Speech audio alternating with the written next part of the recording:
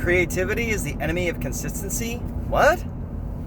Look, hey guys, I'm not telling you that creativity is necessarily a bad thing. I'm just telling you that it cannot be implemented at the same time you're trying to be consistent. So, what do I mean by that? If you have an inconsistent process, that is only going to confuse your customers. And at the end of the day, you want your tenants to pay your rent on time. You want them to make sure they're mowing the property every week. You want to make sure that they're doing all the things that they're supposed to be doing, all the things that they agreed to.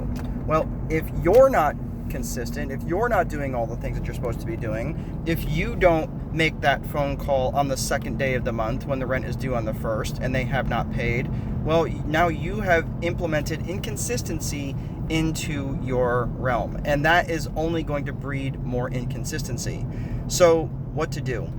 If you are a particularly creative type of person, that's okay. In fact, that's great. I consider myself to be a creative person, and that is the much to my accounting person and much to my CPA's chagrin, they have to deal with me at times because I'm trying to implement new things and they're trying to stay consistent in the process that's already existing. Now, not that they're resistant to change, but the change has to make sense. You have to roll that out in a systematic way, not just willy-nilly do something different because you feel compelled to do that.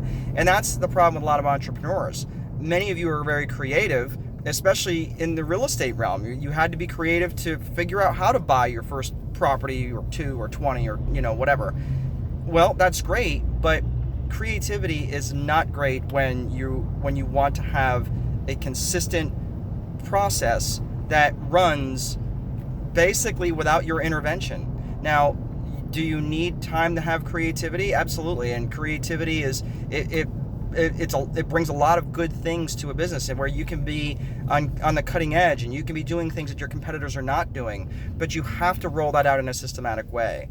So one really good, I belong to a mastermind group, and I thought this was absolutely brilliant, that when this guy who has these ideas, basically an idea of the day, right? Like, let's face it, we have these ideas of the day where yesterday's idea was the best thing ever, but today's idea is going to even be better than that, is he gives himself an incubation period where if he has this idea, he's not allowed to bring it to his team unless he sat on it for at least 5 days, which I think is absolutely brilliant. So that way it gives him time to not only vet the idea, but see if it's something that he really wants to implement. And if that's the case, then he'll bring it to his team and they'll help implement it for him. As an example, if we're ever going to have a change to a lease or a change to a management agreement or something like that, we talk about it. We have a whiteboard and we put ideas down, and we don't implement anything right away.